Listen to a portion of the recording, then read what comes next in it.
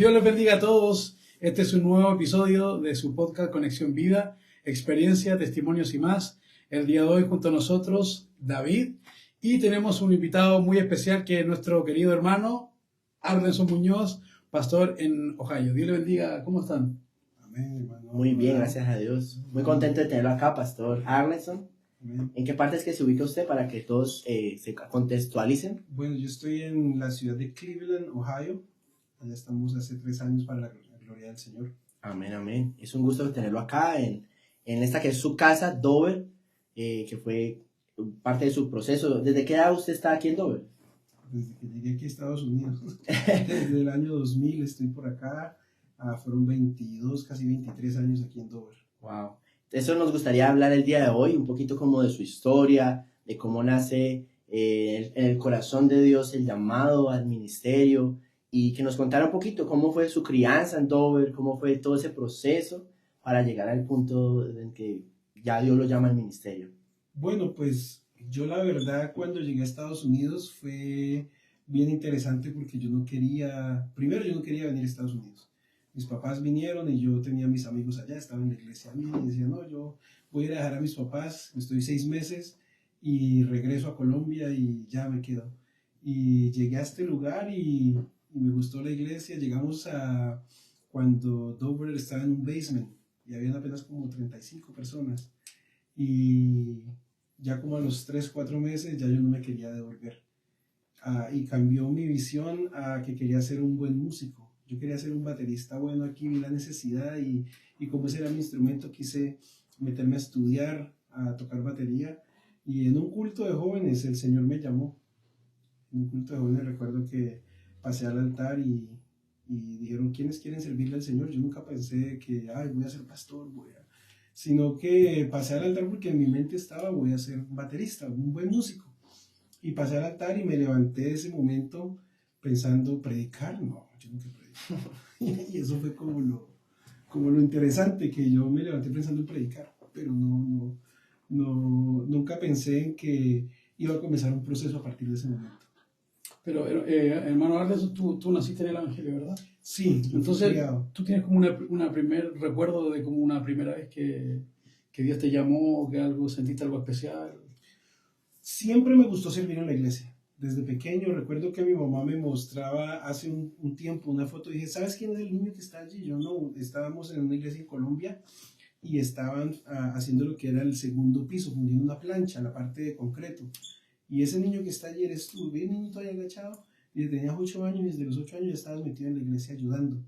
Y siempre me gustó servir, me gustó estar ayudando, pero la verdad yo nunca como que siempre voy a ser pastor. Me decían sí mucho eso, porque cuando tenía como unos 4 años mi mamá me cuenta que yo agarraba a todos mis vecinitos de la cuadra y los llevaba a la casa, los sentaba en la sala y les hacía culto y me ponía a predicarles. Pero pues eran juegos de niños, pero la verdad yo nunca, algunos hermanos me decían, cuando usted sea pastor y usted va a ser, y me decían eso, pero yo nunca lo vi en mí. Me bauticé a los 14 años, iba a cumplir 15, el Señor me bautizó con su Espíritu Santo como 3 meses después, pero hasta en ese momento la verdad yo nunca tuve ese pensar del ministerio. Me decían, sí, algunos amigos cercanos a mi familia, que eran también pastores, cuando usted sea pastor, pastor, no, ¿qué voy a hacer yo pastor? Pero nunca pensé como en algo que yo lo fuera a hacer hasta que resultó el viaje para acá y ahí fue donde Dios comenzó el proceso. ¿Qué podríamos decir que es como algo que el Señor busca para ser llamado al servicio de Dios? Yo creo que lo principal es un corazón dispuesto al servicio, corazón dispuesto a servir, que uno sirva al Señor sin pensar en quién lo está viendo, sin pensar a quién le sirve, como a veces uno quiere como hacer las cosas para que el pastor lo vea o para ganarse el favor de alguien. Cuando uno sirve con un corazón dispuesto, Dios empieza a moldear ese corazón y lo empieza a colocar en el lugar que quiere.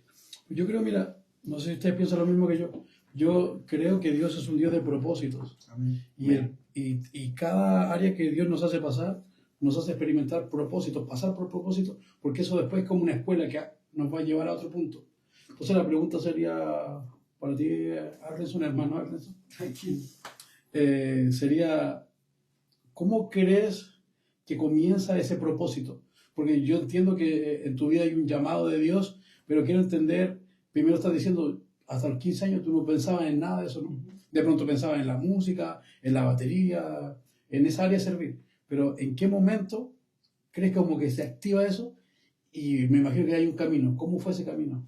Bueno, como les digo, estaba ya aquí en Estados Unidos y en un culto el predicador hizo la invitación y yo ahí comencé como a sentir, y lo que comenzó en mi corazón fue: quiero consagrarme a Dios para servirle bien. Y comencé a consagrarme, a leer la Biblia, a estar como metido en los cultos y estar metido, y comenzó en mi mente, cuando eso pasó, comenzó en mi mente como que predicar, y eso empezó a dar vueltas en mi mente: predicar, yo predicador, no, pero, y yo, ¿será que Dios me está llamando? Porque cuando terminó el culto, el hermano dijo: si sentiste en tu corazón el deseo de cambiar lo que tú ibas a servir, Dios te está llamando. Entonces para mí lo diferente fue que me levanté de allí pensando diferente. Ya la batería no era mi prioridad, ya era en la cabeza dando vueltas predicar. Entonces recuerdo que le pregunté a un pastor que yo estaba sintiendo eso, que pues Dios te puede estar llamando. Solamente me dijo eso, pero órale al Señor. Entonces yo quise ponerme como a meterme en Dios, a consagrarme, y empezó una vocecita a decirme que Dios te va a estar llamando. Deje de montarse en películas. Así bien colombiano, no se monte en una película que usted no lo está, Dios estará por allá bien ocupado y usted pensando que Dios lo está llamando. Y yo estaba en esa batalla. No le dije a nadie. Es más, al pastor que le pregunté era de Colombia, porque yo estaba pues muy nuevo aquí. Y recuerdo que en ese entonces se hacían los campamentos nacionales, no eran distritales. Era campamento nacional y vivíamos en un lugar en Nueva York que se llamaba Summit. Y allí llegaban todas las iglesias de la Florida, de todas partes, y nos reuníamos con unas 400 y 500 personas. Y recuerdo tanto de que yo llegué a ese campamento y estábamos allí, y mi pastor hermano Néstor Hugo le tocaba dirigir el sábado en la noche, y el sábado en la noche era el día que se hacía como el culto especial y todo el mundo se vestía de gala, pues la iglesia era muy pequeña en ese entonces. Estamos hablando de los principios de la IPUL prácticamente. Estamos hablando de que yo llegué a Dover, y Dover llevaba cerca de 5 años apenas de haberse abierto. Imagínese. Y el campamento nacional eran aproximadamente 450 personas. Y entonces, en ese campamento, recuerdo que estábamos, después de uno de los cultos, estábamos molestando ahí con el piano, con un amigo en el piano, y cantando, y un hermano de la iglesia de Dover, que también hoy es pastor, él pasó y me dijo: ¿qué canción tan bonita es? Deberías cantarla esta noche, que esta noche es de especiales. Y yo: no, tan especial. Y volvió a pasar: esa canción está muy bonita y va a ser de bendición, cántela. Y yo: no. Entonces, cuando me di cuenta que mi pastor, el hermano Néstor Hugo, iba a dirigir el culto, me le acerqué y le dije: hermano Hugo, yo quiero cantar un especial. Y dice: no, pero es que, ¿quién va a tocar? Yo le dije: Julano, un muchacho. Dijo: no, si lo toca el que está tocando el piano allá, que era el hermano Reinel, si él le ayuda, cántelo. Y yo fui y le pregunté: Reinel, que es un especial que me están viendo que cante, ¿será que? Hágale, cántelo. Y entonces le dije al hermano Hugo, dijo: pero el problema es que solamente me dejaron 7 especiales y usted es el 8º. Entonces bueno, pero yo lo voy a anotar aquí por si algo. Y yo, bueno, y me siento ahí en la primera banca y empiezan a llamar los especiales. Y llaman al primer grupo. Y cantaron súper bien. Llaman al segundo grupo, que recuerdo que era de la Florida. Estaba el hermano Lancelo dirigiendo, Lancelo Jr., Lancelo Bryan, y salió con un coro y la sacaron del estadio. Y yo: no, yo qué voy a hacer el oso allá, yo no voy a parar. Llamaron al tercero mejor, y cada que llamaban a alguien era mejor. Y entonces yo empecé a mirar a mi pastor, a decirle que no me fuera a llamar. Y cuando llegan, y bueno, hermano, llegó el último especial de la noche. Y yo: eran 7, van 6, no me van a llamar. Y eran la hermana Magdali y Jané, las 2 hermanas Mosquera. Y las llamó y salieron ese par de hermanas y, mejor dicho, remataron. Y yo dije: no me llamó, ya me salvé. Y no quiero yo hacer el oso ahí, dije yo. Cuando en un momento yo pensaba, todo eso lo estoy pensando en ese momento, y el hermano Néstor Hugo me mira. Y yo lo miro y él me dice, y yo: sí. Y él: ok, y se agacha. Y yo: no. Y yo empecé a decirle que no, y él no me volvió a mirar. Y se me empezó a enfriar todo, porque yo ya vi que él no me volvió a mirar y que estaba acabando de cantar las muchachas y todo, me estaba así, yo, ¿qué voy a salir a hacer el oso yo allá? Cuando sale el hermano Néstor me dice: bueno, yo le dije que era el último especial, pero es que hay un joven de aquí de Dover que cómo lo voy a dejar por fuera. ¿Quieren el último? ¡Amén! Y me llama. Y a mí se me puso todo en blanco. Yo dije que voy a cantar, se me olvidó la letra, se me olvidó la canción, se me olvidó qué iba a decir. Y yo me paré del frente y estaba eso llenito. Habían sí como unas 450, 500 personas. Y yo lo único que dije fue, en los Guinness Records se rompió un récord con un hombre y se dio el aplauso más largo que hay en este momento. ¿Por qué no rompemos ese récord y le damos un aplauso a quien en verdad se lo merece? Al creador del cielo y la tierra. Y todo el mundo comenzó a aplaudir y yo cerré los ojos y comencé a aplaudir. Yo escucho que como que el aplauso se fue creciendo más y pensé que pues ya la gente estaba como contenta y cuando sentí que me tocaron. Entonces yo dije, me están llamando a que cante. Cuando abro los ojos, para mi sorpresa, todo el mundo estaba de pie, hablando en lenguas, danzando, eso estaba yo, ¿qué pasó aquí? Entonces en mi mente, yo, si con decir eso se pusieron así, ¿qué más voy a decir? Y cuando voy a subir el micrófono, literalmente, muchachos, Dios sabe que esto, me bajaron la mano y escuché una voz clara que me dijo, yo sí estoy contigo, no necesitas decir nada más. Amén. Yo ahí caí de rodillas. Yo no había hablado con nadie aquí en San Luis, con el hermano Néstor Hugo, con nadie. Recuerdo que en ese campamento estaba el hermano Adrián Burgos, estaba el hermano Eliseo Duarte, estaba un pastor que había venido invitado de Colombia. Y yo me tiré de rodillas. Y en 2 segundos siento que están imponiéndome la mano y están orando por mí. Y cuando escucho al hermano Eliseo, gracias Señor por este llamamiento, por llamar a este joven, este llamamiento es tuyo, este llamamiento es santo. Y yo me quedé frío porque yo nunca había hablado con el hermano. Como que este llamamiento. Terminó esa bendición, fue casi como 1 hora que la gente estuvo ahí. Yo me fui para mi cabaña y yo estaba como en el aire. Y de allí comienza un proceso donde yo empiezo a tener claridad de que Dios me estaba llamando. Y hablo con un pastor y me dice, Dios te está llamando, pero aquí comienza el proceso. Puede que te llame pasado mañana, o en 1 semana, o en 2 meses, o en 1 año, o en 5 años, o en 10 años. A su tiempo Dios te llamará, mantente fiel. Y así comenzó mi llamado con el Señor. Es increíble, muy bonito. Me gustaría como indagar un poquito como muchas veces cuando el Señor te llama, no nos sentimos como capaces como de llevar lo que el Señor quiere que hagamos.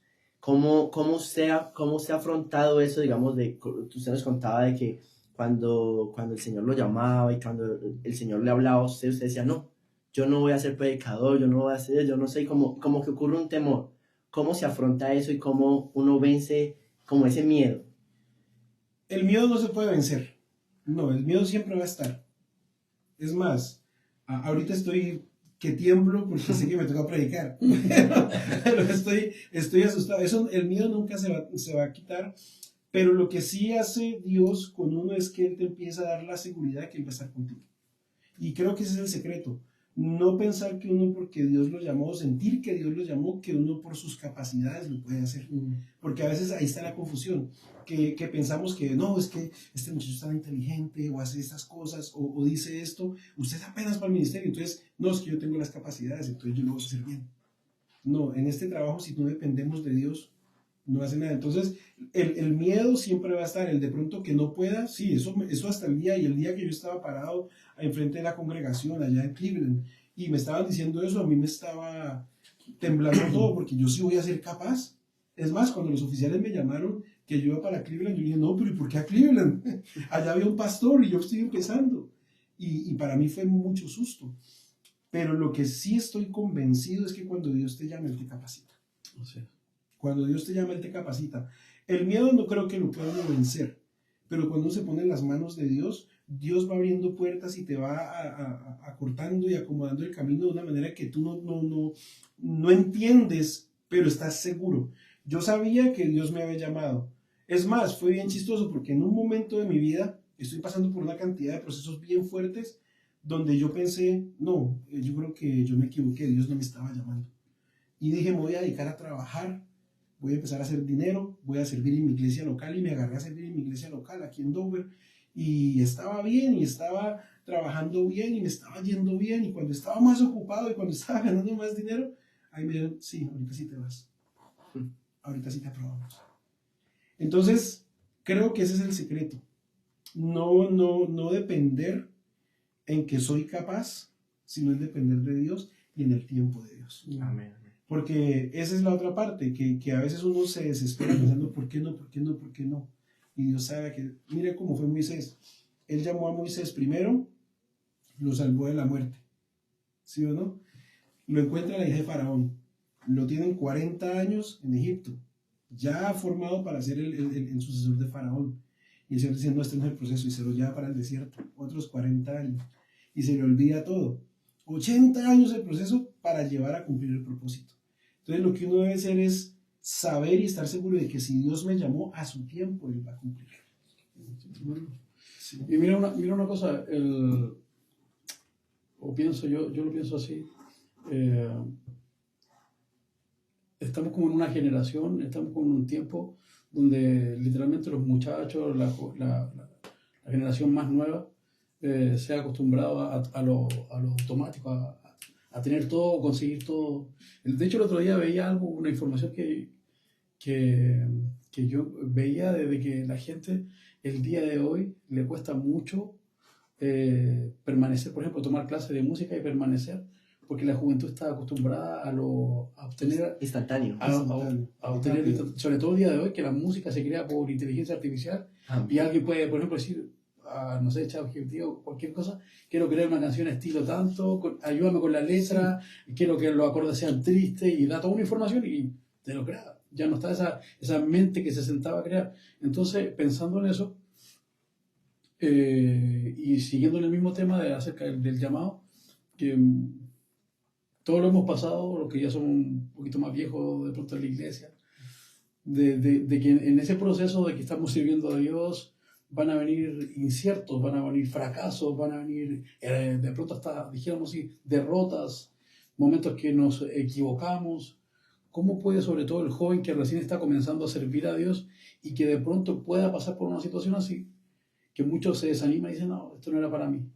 Entonces, ¿cómo puede un joven que está comenzando a servir a Dios y de repente ha fracasado o está por fracasar o está ya en la situación, cómo puede ir venciendo eso?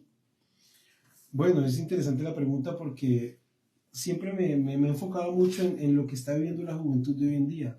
Y creo que la juventud de hoy en día se ha comenzado o le han metido en la cabeza de que es una generación que se lo merece todo, la generación del merecer. No es que yo me merezco esto, por eso usted ve que los jóvenes de hoy en día ya no te detienen la puerta, ya te tiran la puerta encima, no te dicen las gracias, porque creen que todos se lo merecen. Usted ve niños que le quitan el celular y se vuelven locos, y todo eso porque es una generación que se está creando dependiente a que se merecen todo, de que todo se les tiene que dar fácil. Y con Dios los procesos son totalmente diferentes. Yo pienso que el joven que ha conocido a Dios o que conoce a Dios, lo primero que debe hacer es entender que con Dios las cosas funcionan totalmente contrarias a cómo funcionan en el mundo. En el mundo dependemos de algo, ¿verdad? Se depende de un trabajo, se depende del dinero, se depende de algo. Con Dios Él quiere que solamente dependamos de Él. Que solamente depender de Él, aprender a depender de Dios. Y es la parte creo que más difícil, porque como queremos, estamos en una sociedad donde todo es rápido. McDonald's nos hizo ese daño, porque cuando salió con la comida rápida y los drive-thru, allí fue, todo el mundo quiso que todo fuera rápido. Entonces, hoy en día queremos que todo sea express. Que todo sea express y nadie quiere esperar el proceso.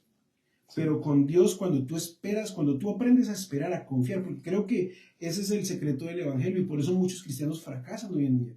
Porque no esperan, porque cuando llegan a la iglesia las cosas no le funcionan como ellos creen que es y resulta que terminan yéndose. Pero cuando uno en verdad ha conocido a Dios y Dios lo ha llamado y uno entiende que Dios lo salvó, entonces empiezo a entender que yo tengo que depender de Dios para que... Es que es bien fácil. No es una cosa de matemática difícil, es simplemente debo depender. Y es difícil, te lo dice una persona que, imagínate, el hermano Eliseo orando por mí, y yo ni siquiera había hablado con él para nada. Y que este llamado, o sea, yo salí de ahí pensando, ya, mañana me voy. Y pasaron muchos años antes, y pasaron muchas negativas. No, usted no será el ministerio. Lo propuse para el ministerio. No, todavía no. Al punto que yo dije, no, ya no. Pero cuando Dios quiso, en ese momento. Y cuando yo llegué a Cleveland y estoy allá, muchas cosas vinieron por mi cabeza. Primero, de que de pronto fue que yo no hice las cosas bien y por eso se tardó tanto mi llamado. No, de pronto es que si yo hubiera hecho las cosas de esta manera, hubiera salido antes. Y Dios allá me habló.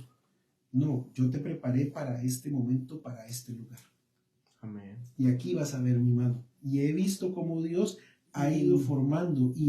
A mí, recuerdo mucho que en la última entrevista que me hicieron antes de salir del ministerio, el vicepresidente me dijo, si con la escuela que usted ha tenido aquí en Dover y con toda la IPUL, fracasa el ministerio, está en la olla. Así me lo dijo. Y eso lo entendí en Cleveland. Que la escuela que yo viví durante todos estos años de proceso, en este momento me están sirviendo, es la mejor herramienta. Por eso hablo tan seguro. La dependencia de Dios es lo mejor, porque cuando tú estás recién así en el ministerio y estás enfrentándote a cosas difíciles, así rápidamente, cuando llegué había una hermana que estaba embarazada y nació su bebé, a los 2, 3 meses de yo haber llegado allí, y nació demasiado enfermo su niño. Y yo la verdad pensé que ese niño se iba a morir. Y la hermana estaba así como que sí, en la iglesia como que sí, como que no. Y Dios empezó a trabajar en esa familia y empezó Dios como a utilizarme, a darme la sabiduría para hablarle. Y en un momento a otro yo diciéndole a la hermana, Dios me empezó a regalar una confianza, una fe. Hermana, creámosle a Dios y Dios va a sanar a su niño. Y recuerdo que el niño cuando nació, a él le fracturaron la clavícula, lo herniaron y le decían que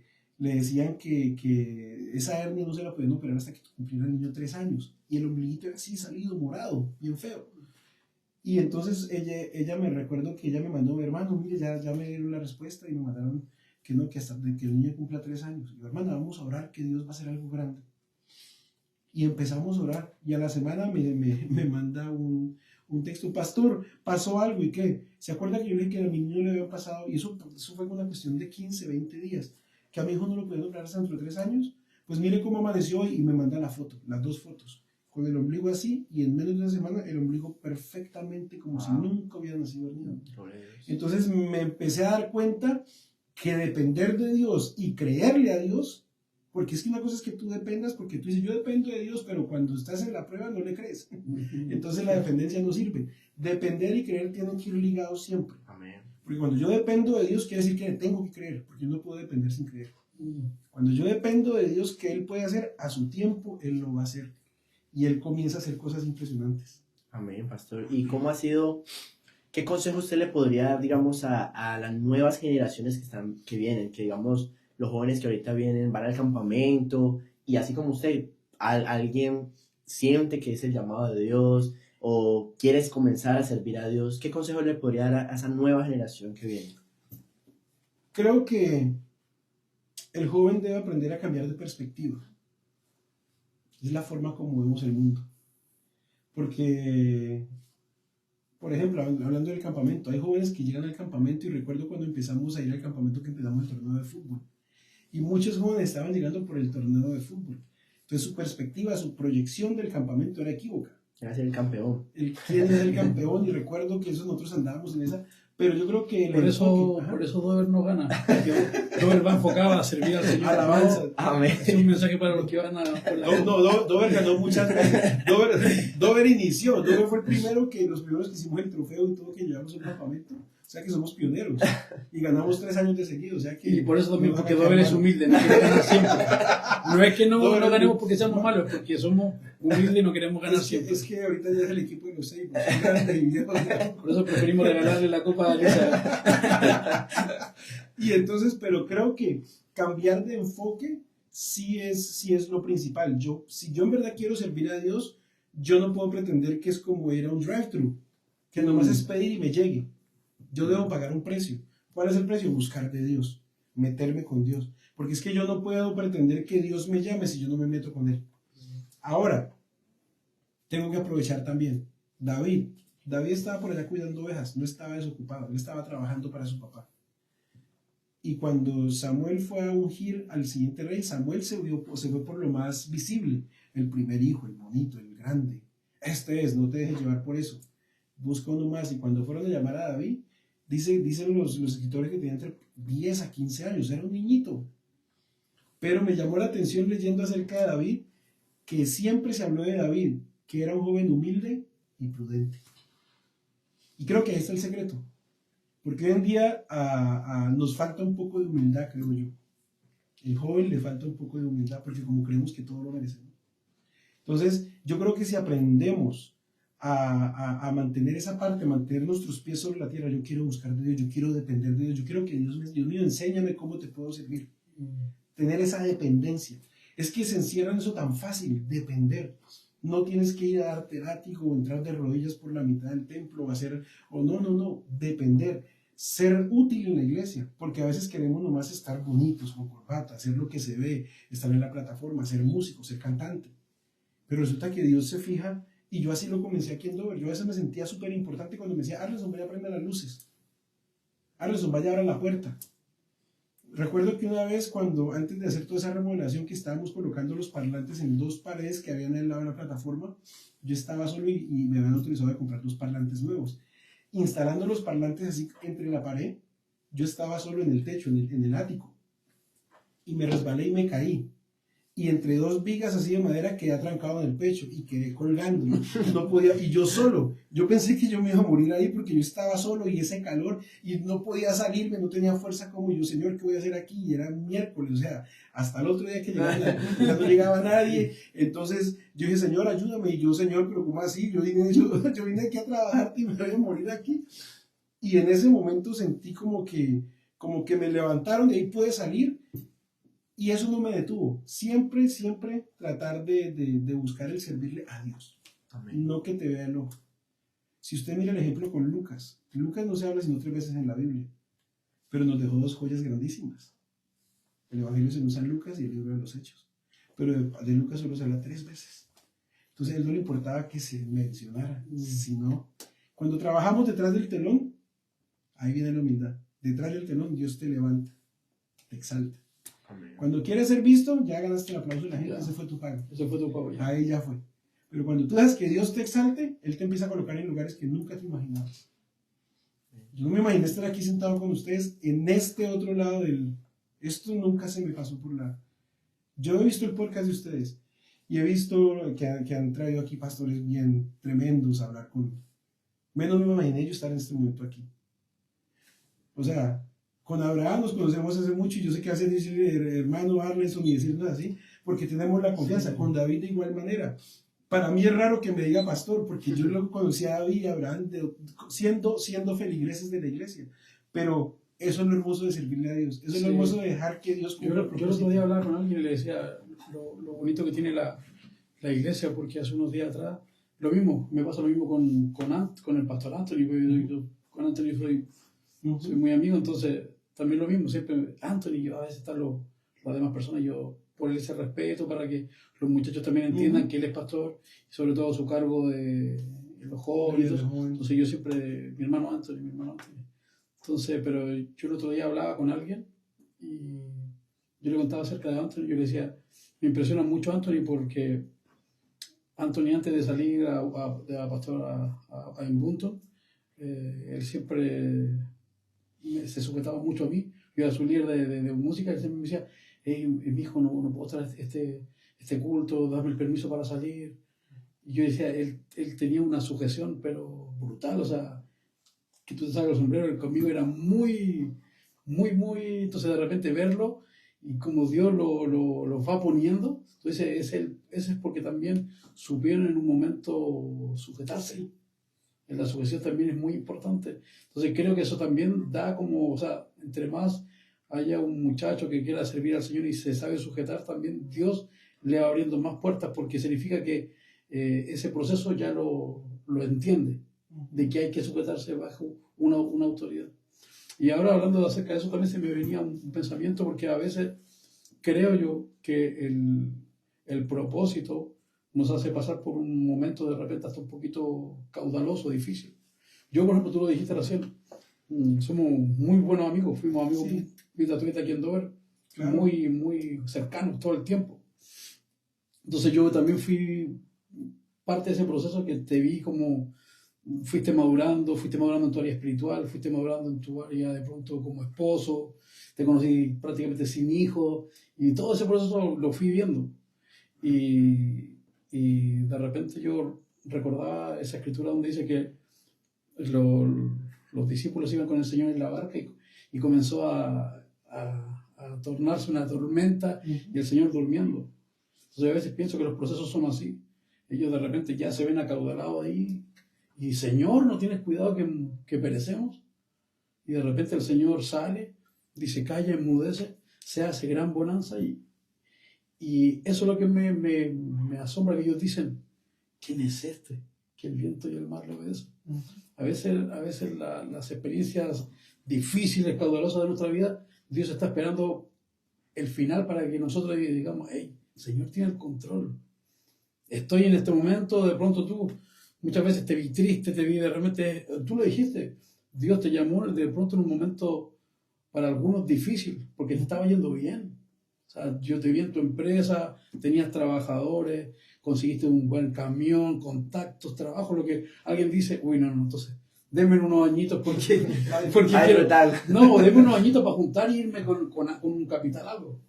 Pero es que se cumple la palabra. Cuando el Señor le dijo al joven rico, vende todo lo que tiene, dáselo a los pobres, no necesito nada de eso, y sígueme. Amén. Entonces, ¿quién es el que quiere pagar ese precio? Y ahí viene la segunda parte, porque ese es el segundo proceso que uno vive cuando se va al ministerio.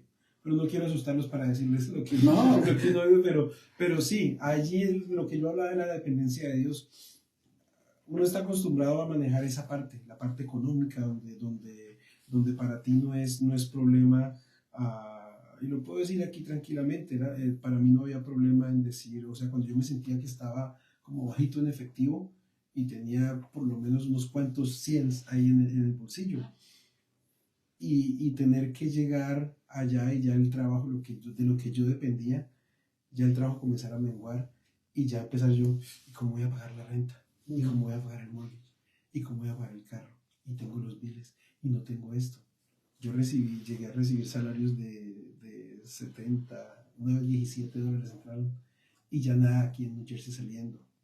Entonces Dios te empieza a meter por el proceso en que yo te llamé porque yo voy a tener cuidado de ti y tienes que depender de mí. Y entonces era como que, Señor, ¿y cómo vamos a hacer, Señor? ¿Y qué voy a hacer? Y a veces se levanta uno a la madrugada y ¿qué va a pasar? No, dependo de ti.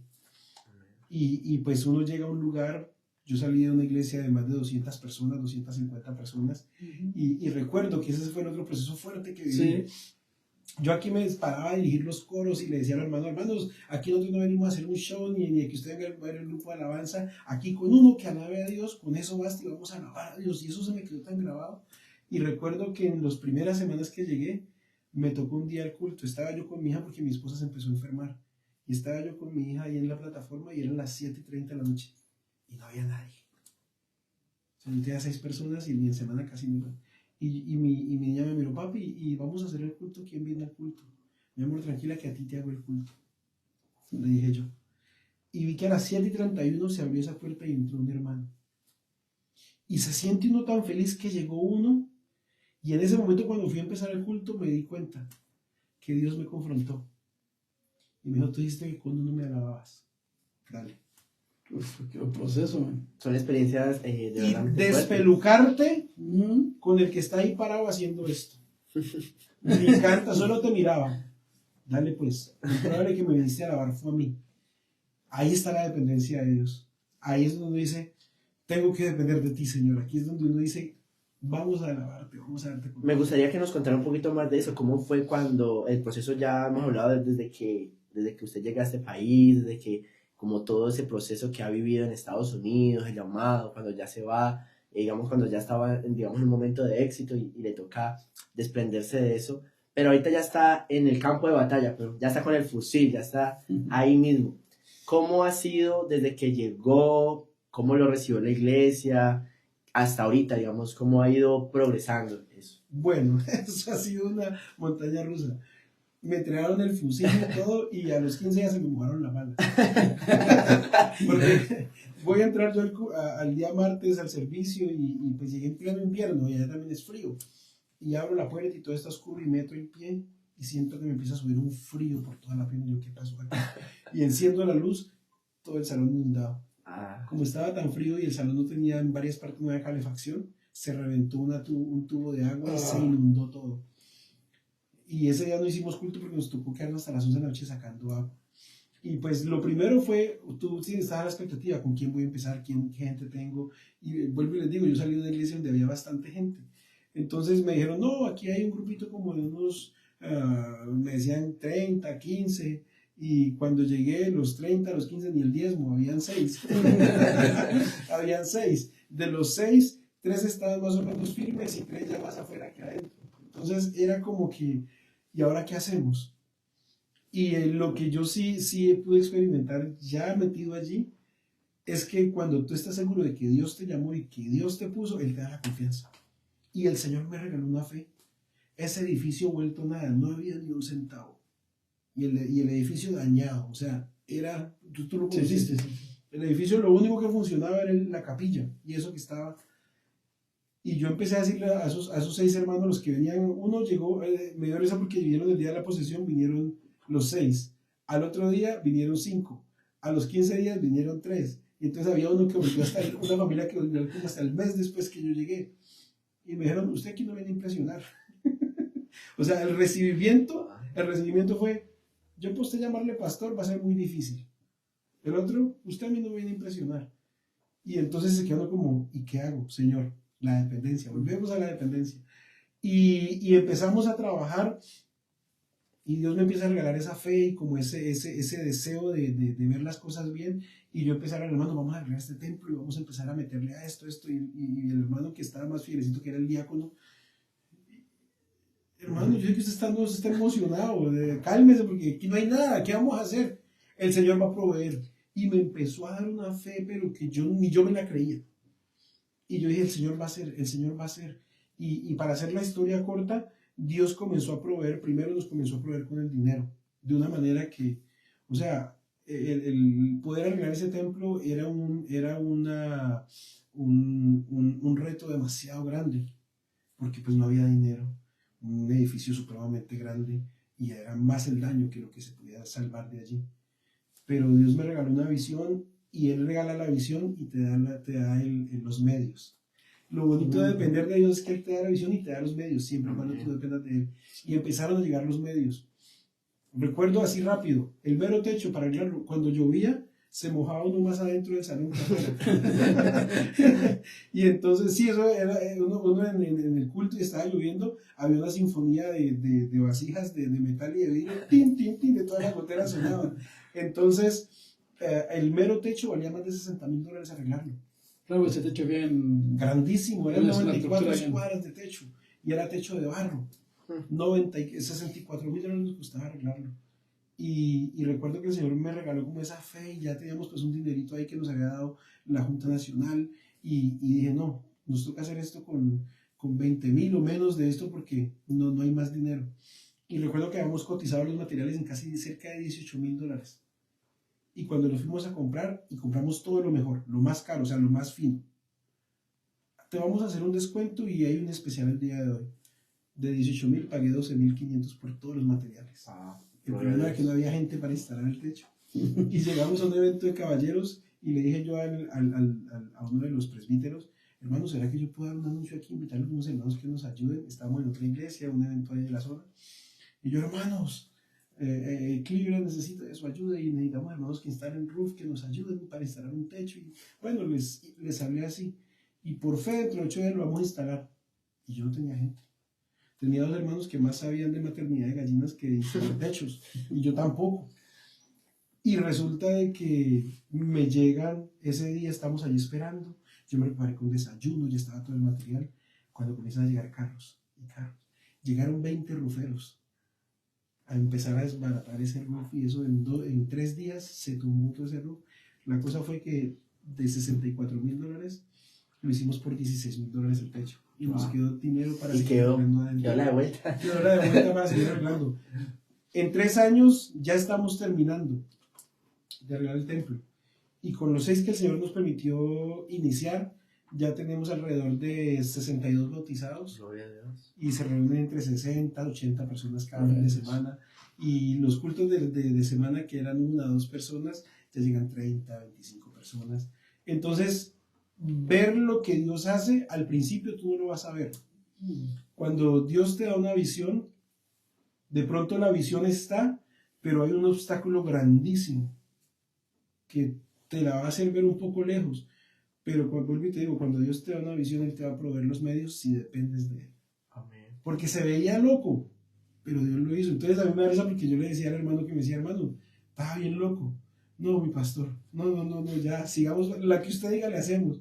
Porque él decía que yo estaba loco porque, pues, como no se veía, yo hablaba literalmente como el que está soñando. Sí, porque ha sido todo un trabajo, aparte del templo, han sido salones de escuela dominical, salones para diáconos, oficinas, Sí, ha sido todo. en la cocina abajo. Yo, Sí. yo ahí batí mi récord de instalar, récord sí. de instalar en ¿cuánto? En un día y medio instalé 1400, 1500 pies 1500 cuadrados de square feet.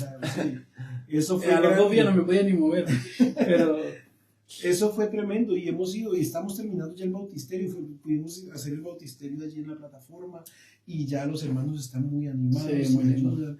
Entonces se está viendo, pero ya veo también, ya hay un grupo de alabanza. ya el Señor ha proveído muchachos que están formando allí O mismo. sea, no había ni un músico. No, mi banda era Multitracks. Tocaba con una banda que se llama Secuencia. Secuencia.com.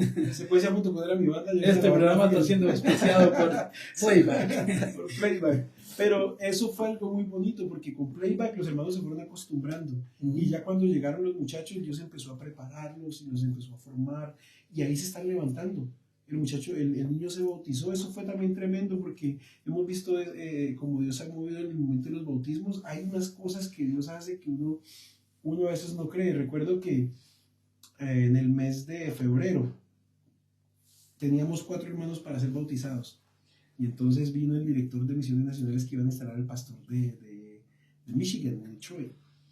Y entonces yo le dije, pues hermano John Frey, ¿por qué no viene y me ayuda a bautizar? Tengo 4 hermanos allí. Y yo todo contento y todo, y resulta de que él predicó el día sábado y se bautizaron los 4 hermanos y al otro día iba a ser Santa Cena. Y entonces cuando ya terminaron los bautismos, el hermano dijo, aquí hay agua, ¿qué impide? Si alguien más decide, puede pasar. Y en las locuras que el Señor me ha metido en la cabeza, se me metió la locura allí. Hermano, no va a ser en la piscina. Dejémosla porque mañana Dios nos puede regalar más gente que se bautice. Amén. Y bueno, se quedó allí. Y al otro día voy yo a recoger al hermano John Frey al hotel y cayó una nevada. Eso cayó, no nieve, hielo, como 3 pulgadas de hielo. Yo, desde mi casa al hotel del hermano, donde estaba el hermano John, había como unos 12 o 15 minutos. Me demoré 45 minutos en llegar allí por la cantidad de hielo. Y yo hasta me puse a pelear con el Señor. Señor, pero hoy tenemos culto especial, ¿cómo así? Y tú, man, depende de mí. Y yo dije, no va a llegar nadie. Y yo llegué molesto y lo recogí, ¿no? Y miro que el pastor estaba todo tranquilo. Y yo lo empecé a mirar así como tan tranquilo y dije, no, pues Dios sabrá. Y empieza el hombre a predicar y empezó a llegar bastante gente, con nieve y todo, y llegó gente. Bastante. Ese día vemos como 80 allí. Y yo ya a mitad de culto yo le iba a empezar a predicar y nadie había hecho nada. Y está terminando la prédica y yo empecé a mirar esa piscina allí y qué tal que nadie se bautice. ¿Será que voy a hacer el oso? Ay, Señor, no me haga quedar mal, dije yo. Y termina la prédica y estamos orando cuando de pronto siento que me jalan la chaqueta. Y miro, había una familia que estaba viniendo hacía más de un año. Él de Guatemala y su esposa, trinitarios. Y creían en la Trinidad, pero que su papá era pastor y toda la cosa, pero seguían viniendo ahí, les había gustado la iglesia 1 año y medio, y decía que ellos iban a seguir ahí, pero que no les haga de bautismo. Cuando yo volteo y abro los ojos, era el hermano.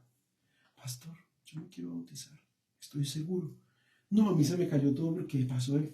Cuando lo estoy yo abrazando, me jalan la chaqueta atrás, la hijita de 15 años, yo también, pastor. No, pues ya papá e hija. Y luego, ¿y su mamá? Está esperando allá, y la hermana, yo también. Entonces ya 3. Cuando pasa el joven que está tocando la batería y él ya había sido sellado con el Espíritu Santo. Pastor, yo no quiero esperar más, yo me voy a bautizar, 13 añitos. Entonces ya eran 4. Y pasa una hermana corriendo, llorando. Pastor, en Colombia yo me iba a bautizar y me salió el viaje para que no alcance, pero estoy lista, bautíceme ya. Se bautizaron 5 esa mañana. Gloria a Dios. O sea que en un fin de semana se bautizaron 8. Y hemos venido así, cada 3 meses hemos estado bautizando, se bautizaron 8, hace 2 meses bautizamos 4, ya en este mes bautizamos otros 4. Entonces el Señor comienza a hacer, pero cuando uno depende de Él. Amén, amén. Ese es el secreto, depender de Él, y que si Él te da una visión, confía que Él te va a dar los medios para cumplir esa visión. Qué tremendo. Amén. Créeme que bueno, ya estamos terminando, fue un un honor de verdad haber escuchado. Obviamente es hermoso ver la maravilla de Dios porque Dios nos sigue mostrando que Él puede de la nada, Hacer mucho. en Él está todo.